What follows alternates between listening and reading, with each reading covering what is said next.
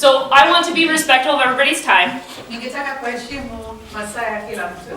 So I'm going to try and quickly cover 2 more things. Kwa hivyo ningetaka kwa haraka kamilishe vitu vingine viwili. So maybe 15 more minutes of your time. Pengine dakika nyingine 15 hivi za muda wenu. But understand if there's more questions, Lakini mwelewe kama kuna maswali mengine, people can reach me to try and meet with me one-on-one. mnaweza jaribu kuwasiliana na mimi ili tuweze kukutana moja kwa Or we can moja. coordinate another meeting like this where we can come back. Ama tunaweza pangia wakati mwingine tukutane hivi tena. I want to make sure everybody has my phone number. Ningetaka kuhakikisha kwamba kila mtu yuko na. And then over by the microwave, I left some of my business cards. Alafu pale nyuma karibu na microwave. And that has my email address on it and this phone number. Na iko na email address yangu pamoja na email. And I can help anybody, even if they don't speak English. Naweza saidia kila mtu hata kama mwambie Kiingereza. If English isn't your first language, you can call this number Kama Kiingereza sio lugha yako kwanza, unaweza ita hii namba. and leave me a message with your name, the language you speak, and your phone number. Uniachie ujumbe na jina lako, lugha And I can- unaongea na nambari yako. And I'll just get an interpreter before I call you back. Alafu nitatafuta tafsiri kabla kukuita. Okay, so that's open for anybody, so you guys can share my information with other people as well. Kwa hivyo hii iko wazi kwa kila mtu yote, unaweza pasha hii habari kwa mtu mwingine yote. So what I'm going to do really quickly is I'd like to cover the crime of rape. Kwa hivyo kwa haraka ningetaka kuongea kuhusu hili kosa la ubakaji. So it's one crime, Ni kosa moja, but all of these numbers lakini hizi nambari zote are different ways ni njia tofauti that it could be committed. ambayo inaweza tendwa. So I don't know exactly what the boys in the community were accused of, which type. Sijui wale vijana wameshtakiwa kwa aina gani ya ubakaji, And part of that is on purpose, na hiyo ni kimakusudi because that case is not from Boise City Police Department. kwa sababu hiyo kesi haijatokea kwa idara ya polisi ya Boise. And I know I'm going to be talking to the community a lot. Na najua kwamba nitakuwa nikiongea kwenye jumuiya sana. So I'm trying not to know a lot of details that I might jeopardize their case and its fairness. Kwa hivyo najaribu kuhakikisha kwamba sina habari nyingi zaidi ili nisilete shida kwenye hiyo kesi. Because I want them to get a fair trial. Kwa sababu ningetaka wajaribiwe kwa njia iliyo sawa. And then when it's over, I don't want it to ever be any reason for it to start over because of something I said. Na ikikamilishwa sitaki kuianza upya kwa sababu ya kitu ambacho nilichosema. So I'm going to explain the crime of rape. Nitawaelezea kuhusu kosa la ubakaji. And then we'll quickly go over the court processes, in what order those happen, and we'll talk about bonds or being able to be out of jail while that process is going on. Alafu nitaongea kuhusu hatua ambazo inachukua ikifika kwenye mahakama na bond na njia ya kuweza kupata bond. So I will try to be quick out of respect for your time. Nitajaribu kufanya haraka kwa kuheshimu masaa yenu. So I ask that we hold questions until the end, Kwa hivyo nitawaomba mshikilie maswali yenu mpaka mwisho. unless it's a very short question that I can answer quickly. Isipokuwa kama ni swali fupi sana ambayo naweza jibu haraka. Okay, yes. Kwa jina naitwa Jelina. My name is Jelina. Swali yangu tu nilipenda nikusie kuhusu tatizo ambalo tuko nalo, lakini nimeingilia kidogo kuhusu jamii ya Kongomani. So my question is about the issue that we have gone through and also about the Congolese family. Yeah. Sababu hii kitendo ambayo inasemeka dunia mzima leo kuhusu ubakaji kama vile watoto wetu wametangazwa dunia mzima. So this crime of rape that our children did has been broadcast the world over. Sababu kwa kweli ni kitendo kibaya kabisa ambacho kinagusa kila mmoja, sababu ni kitendo ambacho hakifurahishi. Because it's a crime that touches on each and every one of us because it's truly not a crime that makes you happy. So, sasa nilipenda niulize kama vile officer wetu, sababu So our officer, kuna kipindi wanaikala sehemu kwenye vikao na officer wa state kama vile Amerika mzima. do you have opportunities where you sit down with other officers from other states? So, nilikuwa napenda niulizie, So I wanted to ask, hiyo kitendo ya ubakaji kama vile ripoti ambao wanapata Kongo kuhusu tatizo ya ubakaji ambao wanapaka wamama, watoto, wageni wanawavamia kwa njia ya ubakaji 1, 2, 3 na wana hiyo ripoti na kuna mtu ambaye alipata tuzo la ushindi. so have you received the reports about the crimes of rape that happened to the women in Congo? And whether there's people who have succeeded? Unauliza kama wamepata ripoti? Sababu wanaripoti wanaripoti hapo New York hapa kuhusu. Because there's reports that get to New York. Kuhusu kuna papa mtu ambaye alipata tunzo la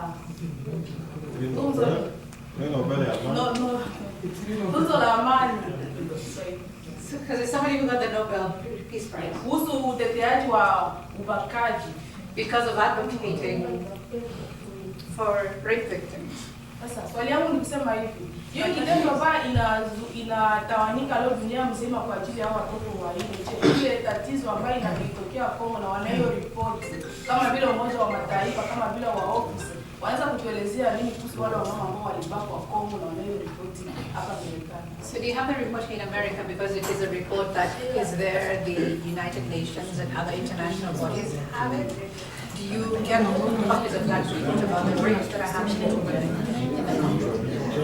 So if you're asking if I'm aware of those crimes happening in the Congo, then the answer is yes. Kwa hivyo kama unauliza kama najua kwamba hizo kesi za ubakaji ambazo zinaendelea Kongo.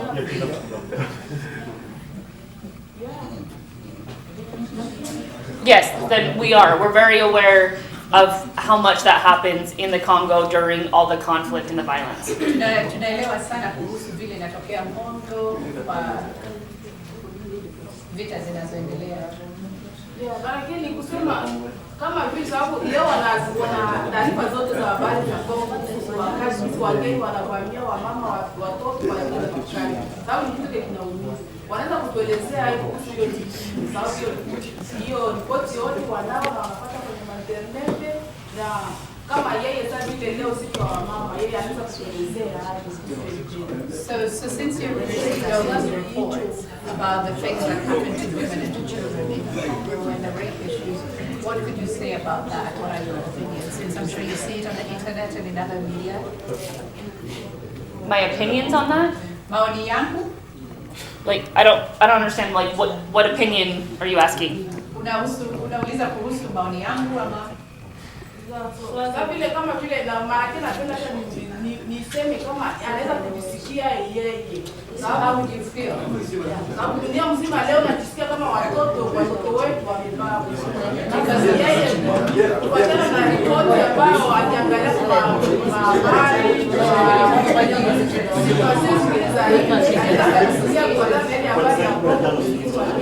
wanavamia wamama kwa ajili ya ubakaji. When you hear about strangers raping women in the Congo. Okay, so hang on. Let me answer. Let me answer really quickly. So I feel very strongly as a police officer, like that these types of crimes have a lasting impact on their victims. Because as a victim of sexual assault or rape, it can affect the victim in a lot of ways throughout the rest of their life. So as a police officer, I want women to feel safe from being victimized.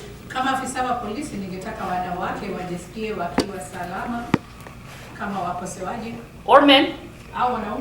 But I also want both men and women to be able to feel like they can come forward and if someone has victimized them and report that and get justice.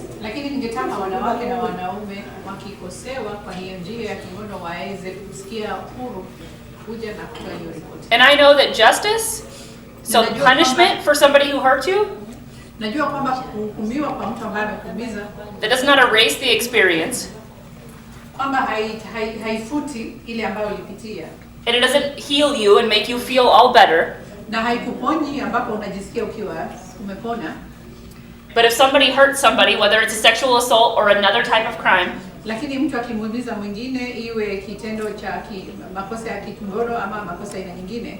the police want those people to be punished because we don't want them to continue to hurt other people.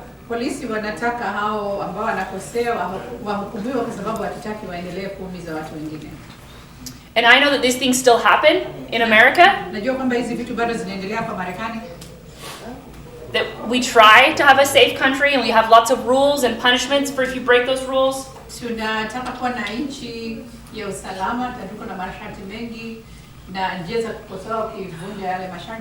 But I also know that just because we have rules, it doesn't make everybody have a good heart.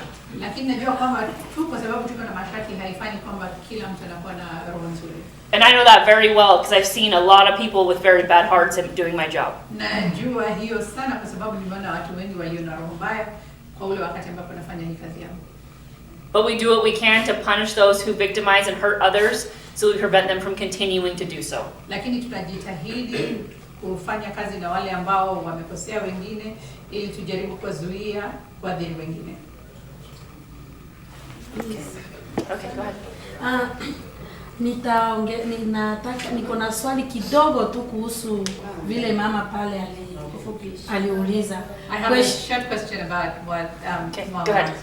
Question yangu ni tuseme kuna jeshi linatoka hapa ama nchi zingine za Ulaya zinaenda kulinda amani, zinasema zinaenda kulinda amani kwa nchi ziko na vita kama Kongo, tuseme kama Kongo. So let's say there's peacekeeping forces, military forces that come from here and other Yes. European countries. Na and hizo they na go to hao keep peace wenye and wanaenda kama maaskari wa hapa wanafanya ma violation nyingi sana kwa hizo nchi zetu. And those who go there from here violate a lot of Na hizo video ziko. and those videos are here. Sasa wanaporudi hapa wanachukuliwa action kama vile mtu akifanya hiyo kosa hapa. Tuseme watoto wetu hapo wamefungwa kwa sababu wamerape mtu yoyote. Sasa hao wenye wanafanya hiyo rape huko nyumbani wanafanyiwa action gani?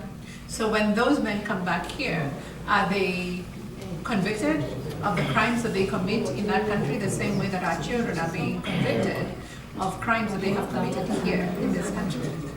Sometimes, yes. Sometimes.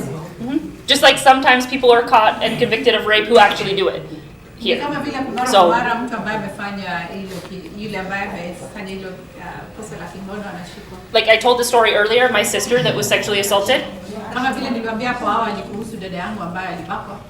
she decided to not come forward and accuse him and get that man arrested. Aliamua kwamba hatatangaza hiyo habari kwamba huyo mtu hakushikwa. So he faced no punishment. Kwa hivyo yeye And he had done the same thing to 4 other girls we found out about. na tulikuta kujua kwamba alifanya hivyo kwa But nobody wanted to go through the process for the courts, lakini hakuna mtu ambaye alikuwa anataka kupitia hiyo, So he was not punished. Kwa hivyo so that's why I say sometimes, because a lot of things have to happen, and there are a lot of people who go to other countries and commit crimes who are held accountable. na nilisema mara kwa mara inabidi na yule mtu ambaye anapiga ile ripoti na zile hatua ambazo inabidi zichukuliwe. Okay, tafadhali tena turudilie. So let's come Alisema back. She amalizie said kwanza ile nyako nayo na mwenye she wants aulize to swali finish. aulize swali ndogo sana. She wants to Lakini finish maswali about ambayo what she tunauliza has. sio ndogo, imekuwa ni marefu. And if it was Mwanzo a kwanza tumpe question, muda amalize ile nyako nayo alafu tutulize maswali. So let's give her time to finish what she has to Swali say. zetu zinaleta swali zingine. Unaona? Maana Because those tunaendelea na maswali questions na are raising maswali. other questions. Okay, so what I'm going to do now is I'm going to cover the court systems very quickly, Nitaongea kuhusu mifumo ya And that process. haraka na hiyo because that'll probably take about 10 minutes. itachukua kama dakika 10. And then if you need to leave, you can leave, and then I'll cover this before I'm done. Alafu kama itabidi uende unaweza enda, alafu nitaongea. That's okay, we'll wait. Okay. So, this is what happens. So somebody calls the police or reports to the police that somebody committed a crime against them. Kwa hivyo mtu akiita polisi alafu anatoa mashtaka kwamba kuna mtu ambaye amemkosea, Which we already talked about. ambaye tayari tulikuwa shaongea. So then the police do an investigation. Alafu polisi wanafanya upelelezi, They look for evidence or what we call proof wanatafuta ushahidi that goes along with that victim's story. ambaye unalingana na ile hadithi ya yule ambaye amekosewa. And they have to get enough proof to show probable cause. Lazima wapate ushahidi wa kutosha ambao utaoneshana ni kama pengine. Probable cause is the legal term for how much proof the officers have to have to arrest somebody. Na hiyo ni kusema kwamba lazima kisheria ioneshane kwamba alikuwa na ushahidi wa kuoneshana kwamba inaweza kuwa kwamba yule mtu alitenda lile kosa. And what that means is that the officer has probable cause to believe that this person most likely did commit this crime. Na hiyo inamaanisha kwamba huyo polisi, ofisa wa polisi ako na ushahidi wa kutosha wa kuoneshana kwamba inawezekana kwamba yule mtu alitenda lile kosa. That does not mean the person is guilty. Sio kusema kwamba huyo mtu amehukumiwa. It means that they were accused of a crime and the officer has enough evidence or proof to at least arrest them and make them go to court. Inamaanisha kwamba yule mtu ameshtakiwa na ofisa wa polisi yuko na ushahidi wa kutosha ambapo anaweza wafikisha kwenye mahakama. In order to be convicted of a crime once you're in court, ili uweze kuhukumiwa kwa hilo kosa ukishafika kwenye mahakama, that level of proof goes up. Hiyo kiwango cha ushahidi inaongezeka. And it's called proof beyond a reasonable doubt. Na inaitwa ushahidi, proof beyond reasonable doubt. Ushahidi ambao yani hakuna mashaka yoyote kwamba huo ushahidi unaongoza kwa ni ushahidi ambao uko wazi. So it's more proof is needed to actually say yes, this person is guilty or no, they are not guilty. Kwa hivyo ni ushahidi, ongezeko ya ushahidi ya kuonyesha kwamba huyu mtu ameshikwa na hili, alikuwa na haya mashaka ama hapana, hapo naye. Because we start, if I see somebody doing something suspicious, kwa sababu nikiona as a police officer, akifanya kitu ambacho kinanitia mashaka kama ofisa wa polisi, just to talk to them, kuongea tu naye, I have to have what we call reasonable suspicion. Lazima niwe na mashaka ya kutosha.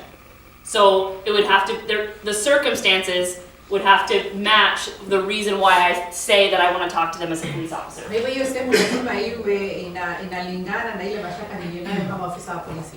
Now when I say talk to them, it's like investigating a crime. Na nikisema kuongea nao inamaanisha kupeleleza ile kosa. So if I thought Salome was acting suspiciously, like she was going to break into a store, nikiona kama Salome niko na mashaka, anaonekana ni kama alikuwa anataka kuingia kwenye duka, in order to investigate that crime and make her where she couldn't walk away from me and she had to talk to me, ili niweze kuhakikisha kwamba nitaongea na yeye na hawezi nikonyoka, I would have to have enough proof to say that I have reasonable suspicion that she's doing that. Lazima niwe na ushahidi wa kusema kwamba niko na mashaka ya kutosha kwamba hivyo ndio alikuwa anataka kufanya. And that could be things like it's 2 a.m. in the morning. Na hiyo inaweza kuwa vitu kama ni saa 8 za asubuhi. She's wearing all black. Amevaa mavazi meusi. Maybe she has a crowbar. Pengine yako na chuma. And she's at the back door of the store. Na yuko kwenye ule mlango wa nyuma wa duka. And she's moving towards the door. Na anakaribia ule mlango. Until she sees me, and then she acts like she's doing nothing wrong. Mpaka ule wakati ambapo ananiona alafu anajifanya kwamba alikuwa hafanyi kosa lolote. Do you think that would be enough for me to talk to her about what she's doing behind the store at 2 a.m.? Niweze kuongea na yeye kuhusu ni nini anachofanya kwenye mlango wa nyuma wa duka saa 8 za usiku. Yes. So that's reasonable suspicion. Kwa hivyo hiyo ni mashaka ya kutosha. But in order to arrest her for a crime, I have to have more proof than just that. Lakini ili niweze kumshika kwa ile kosa lazima niwe na ushahidi zaidi. So I would need to find more proof. Lazima nipate ushahidi zaidi. So if I found maybe she has things to break into the door, lock picks. Pengine nikikuta yuko na vifaa za kuvunja kwenye ile lock ya mlango. Maybe she has other things that people who break into buildings have with them, other tools. Pengine yuko na vyuma vingine ambavyo watu wakivunja milango kuingia kwenye nyumba wako nazo. Or maybe the door already has marks on it from her crowbar. Ama pengine mlango uko na alama kutokana na ile chuma ambayo alikuwa anatumia. And maybe when I confront her, she admits that's what she was doing. Ama pengine nikienda kuongea na yeye anaitikia kwamba hivyo ndio alikuwa anafanya. So then maybe I have then I have probable cause and I could arrest her. Sasa niko na mashaka ya kutosha ya kuonesha kwamba hivyo ndio alikuwa. So I start at lower level of proof and then I move up. Kwa hivyo nilianza na ushahidi wa chini na nikapanda juu. But then even if I arrested her, then I would have to show proof beyond that reasonable doubt. Lakini hata nikimshika lazima nionyeshe ushahidi ambao uko wazi. So I would need to find more proof than just what I had at the moment I arrested her. Kwa hivyo itabidi nitafute ushahidi zaidi kushinda ule ambapo nilikuwa nao ule wakati ambapo nilimshika. Then we would do that through the court process. Na hiyo ndio tunafanya ukipitia zile hatua za mahakama. So the first thing that happens, kitu cha kwanza kinachotokea after you're arrested by a police officer, ukishashikwa na ofisa wa polisi, so you go to jail, utaenda jela, and then you'll have what we call an arraignment. Alafu unapata ile inaitwa arraignment. So usually that's the next day. Hiyo ni siku ambayo inafuata. Depending on what day you're arrested. Inalingana na ile siku ambayo umeshikwa. And you're going to go stand up in front of a judge. Alafu naenda unasimama mbele ya jaji. And they read you the crimes that you're being accused of. Alafu anakusemea ni kosa gani ambaye unashtakiwa. So this is the first step in the courts. Ya kwanza kwenye mahakama. And this can be the step where they set a bond amount. Hii hatua ndio wanaweza sema bond itakuwa kiasi gani. So a bond amount is an amount of money ile bond ni kiasi ya pesa that you have to put up to say, yes, I will come to court when I have to come to court. Na hizo pesa ndio unatoa ambazo unasema ndio nitafika kwenye mahakama kwa zile siku mnaniambia nifike. So there's a lot of different ways that that amount is set. Kuna njia tofauti ambazo wanaamua ni kiasi gani hizo pesa. So for some crimes, it's always close to the same amount. Maybe it's usually $500 every time somebody commits that crime. Kuna mashtaka mengine ambaye kama yanafanana, tunasema kwa mfano itakuwa $500. So maybe like misdemeanor, battery. Sema kama ile battery ya kiwango ya misdemeanor. We talked about that crime earlier. Tulikuwa tumeongea kuhusu hilo kosa hapo mbeleni. So that's like when somebody hits somebody and leaves some marks but doesn't hurt them very seriously. Hiyo ni kama yule wakati ambapo mtu anapiga mtu anaacha alama lakini hamjeruhi kwa njia kali sana. And that's a crime that they could be arrested for. Na hiyo ni kosa ambayo unaweza shikwa. But maybe the bond is $500. Lakini pengine bond ni $500. But then maybe the person that a police officer arrested for battery, lakini pengine yule mtu ambaye alishikwa kwa kupigana, maybe they have a history of not showing up to court for every other time they've been in trouble. They always miss their court date. Pengine wako na historia kwamba hapo awali kwa wakati ambapo wanaambiwa afike kwenye mahakama hawafiki. Or maybe they're just visiting Boise and all their family lives out of state. Maybe they're from California and they live in California and all their family does. Ama pengine wamekuja kutembea Boise na familia yao yote iko kwa mfano California. These are some of the things that can make that bond amount be higher. Hizi ni vitu ambazo zinaweza sababisha hiyo kiwango cha bond kiongezewe. So for a felony crime, what happens is kwenye kosa la kiwango cha felony, the arraignment takes place in front of the judge. Hii arraignment unafikishwa mbele ya jaji. And there are two attorneys. Na kuna wakili wawili. A defense attorney for the person who's accused. Mmoja kwa yule mtu ambaye ameshtakiwa. And the prosecuting attorney who works for the government. Na prosecutor ambaye anafanya kazi kwa niaba ya serikali. So the prosecutor will usually argue to the judge why the bond amount should be higher. Prosecutor kawaida anateta mbele ya jaji ni kwa nini ile bond iongezewe. Or why there should be no bond allowed.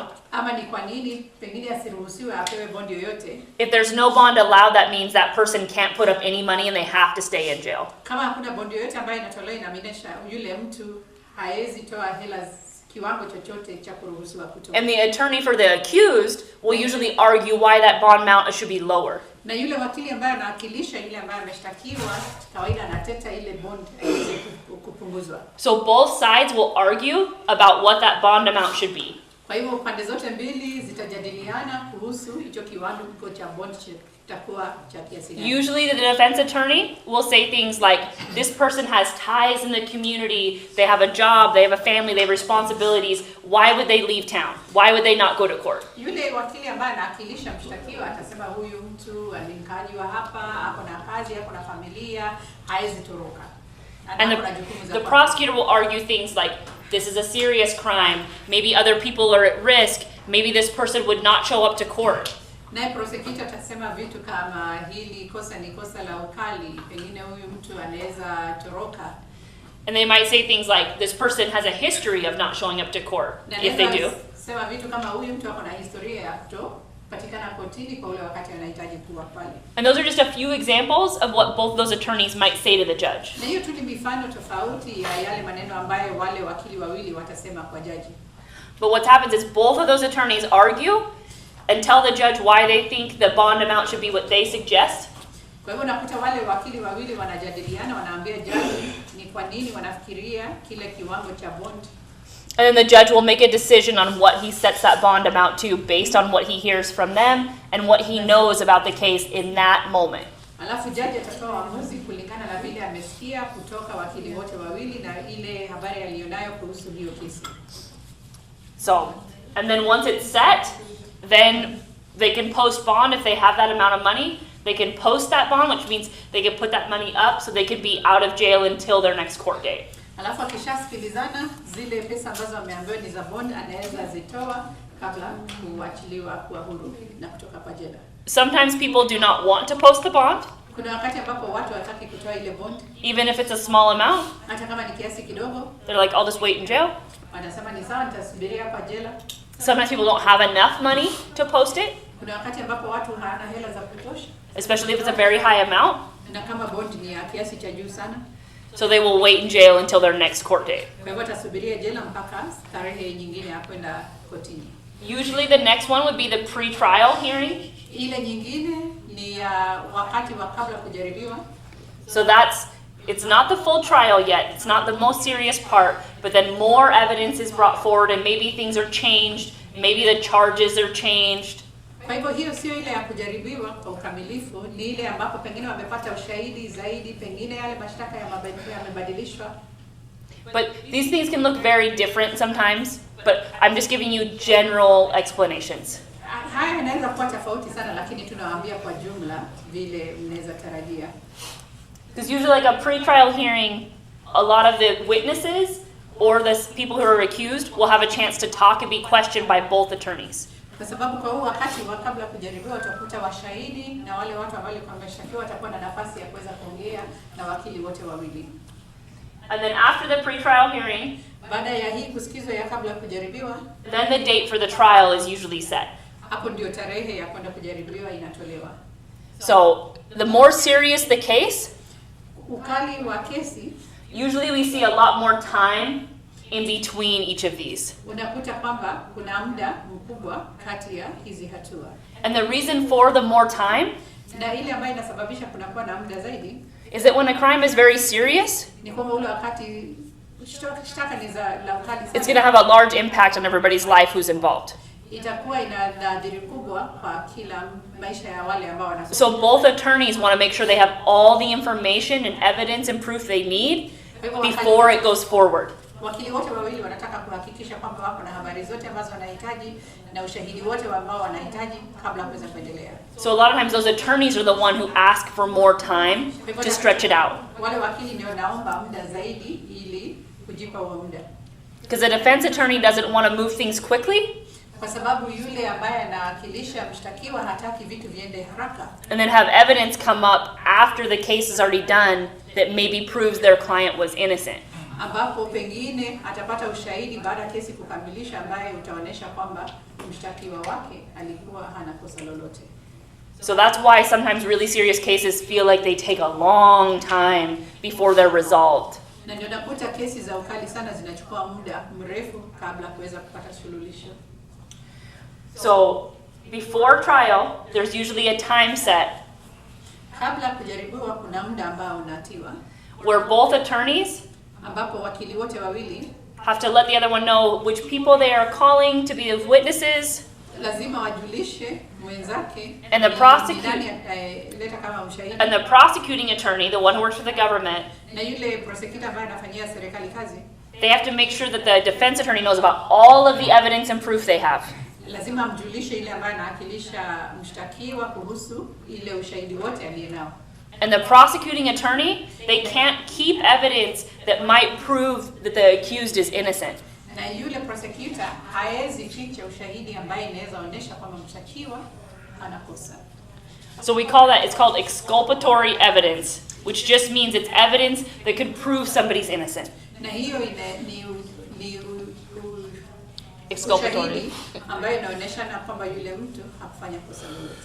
So if the prosecutor has evidence like that, they have to make sure the defense attorney knows about it. Kwa hivyo kama prosecutor yuko na ushahidi wa aina hiyo, lazima amjulishe yule wakili ambaye anawakilisha mshtakiwa. And that gives the person who's accused a chance for everything that's going to be told about them and brought up as proof. Na hiyo nampa yule mtu ambaye ameshtakiwa kujua kuhusu ushahidi wote. That gives them time to prepare and answer to those, because maybe there's good explanations for this proof that doesn't mean the person is guilty. Kwa sababu inampa muda wa kuweza kujibu, pengine kuna kile ambacho kilisababisha huu ushahidi upatikane. So there's usually a time before the trial that all has to be given to the defense attorney. Kwa hiyo kuna muda kabla ile wakati wa kujaribiwa ambapo wakili lazima wapeane huo ushahidi wote. So they have time to prepare before the date the trial starts. Ili wawe na muda wa kujitayarisha kabla wakati wa kujaribiwa kuanza. So then the trial starts on the date that it's set. Alafu ile kujaribiwa inaanza kwa ile tarehe ambayo ilikuwa imetiwa. And that's where both sides get to talk to as many people as they want to call as witnesses. Na huo ndio wakati ambapo pande zote mbili zinaongea na wale washahidi wote ambao walikuwa wameita. Like for example, if Salome witnessed a crime, Sema kwa mfano kama Salome alishuhudia kosa, the prosecuting attorney might want to call Salome as a witness, pengine yule prosecutor anaweza taka kumuita Salome kama mshahidi, and the prosecutor will be able to ask Salome questions about this case specifically. na yule prosecutor atamuuliza Salome maswali kuhusu hii kesi binafsi. But then the defense attorney would also get to ask her whatever questions they want to ask. Lakini yule wakili wa mshtakiwa pia atakuwa na nafasi ya kumuuliza Salome maswali ambayo Even if the defense attorney didn't ask her to be there, they have a chance to, both attorneys always get to ask each person questions. Both attorneys get to do that. Kwa hivyo hata kama yule wakili wa mshtakiwa alikuwa hajamuita pa Salome, wote wawili wanapata nafasi ya kuweza kumuuliza maswali. So then once both attorneys have everything that they wanted to come before the judge and the jury, Kwa hivyo wakili wote wawili wakiwa na zile habari zote ambazo walikuwa nataka kuleta mbele ya judge na mbele ya jury, then they both give what they call their closing remarks, so that they kind of summarize the whole thing and say why what they think is true is true. sasa wanaongea yale maneno yao ya kukamilisha ambapo wanasema ni kwa nini wanaamini kwamba hii ndio kweli. Then the jury they'll have time to all meet together and talk about everything they heard during the trial. Alafu jury itakuwa na nafasi ya kuweza kukutana pamoja na kuongea kuhusu kila kitu ambacho walisikia kwenye ule wakati wa kujaribiwa. And they'll make a decision as whether the accused is guilty or not guilty of the crime they were accused of. Na watatoa uamuzi kama yule mshtakiwa amepatikana na hatia ama hajapatikana. Then they come back and they announce their verdict, their decision. Alafu wanarudi na wanatoa uamuzi wao. And then usually the judge is the one who decides what the sentence or what the punishment is. Alafu judge ndio anaamua hukumu itafanana vipi. So, like I said, this is very general. Kama vile nilikuwa nimesema hii ni ya juu sana. So most times this is how it looks like. Kwa hivyo sana hivi ndio inafanana. So for the exact case I know people have questions about, I can't answer specific questions because sometimes I don't know, and sometimes it can be a little different. Kwa hivyo kwa ile kesi ambayo mnataka kuuliza, kuna wakati ambapo sijui kunaweza kuwa na.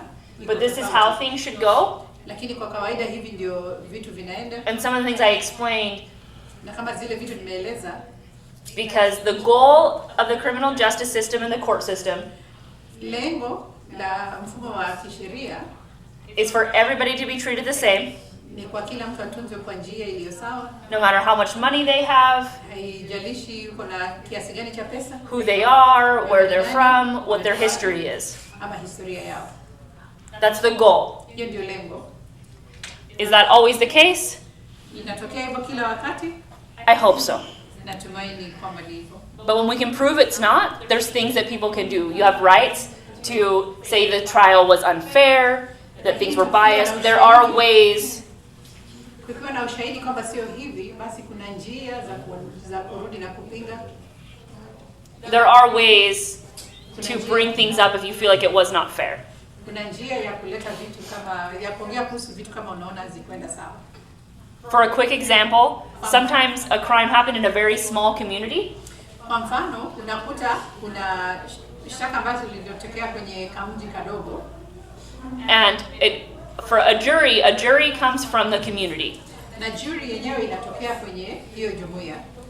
But let's say that the defense attorney feels like the accused could not have a fair trial in that community because there's no way that anybody in the community didn't already hear about what they think happened. Lakini pengine yule wakili ambaye anawakilisha mshtakiwa anaona huyu mtu hata kujaribiwa vizuri kwa sababu kila mtu kwenye hiyo jumuiya anajua ile ambayo ilitokea. So sometimes the defense attorney will ask to have a case tried in a different city. Kwa hivyo unaweza kuta yule wakili ambaye anawakilisha mshtakiwa anaweza omba ile kesi ijaribiwe kwenye mji mwingine To try to make sure that it's fair, as an example. ili kujaribu kuhakikisha kwamba itakuwa sawa. Na huo ni mfano. So that's a very general explanation of the steps of the court process. Hiyo ni njia ya jumla ya kuelewesha hatua ambazo zinachukuliwa kwenye mahakama. So the defense attorney, Kwa hivyo yule wakili ambaye anawakilisha mshtakiwa, whether that's a private attorney or a public defender, awe ni wa kujilipia na hela zako ama ni yule wa kutolewa na serikali, they work directly for the person that's accused of the crime.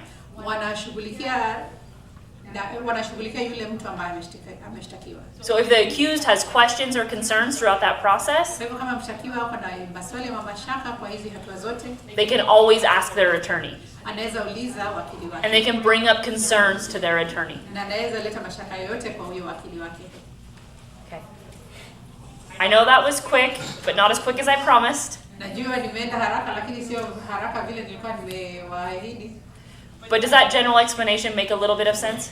Lakini hiyo maelezo kwa jumla nimeelewa kidogo. Okay.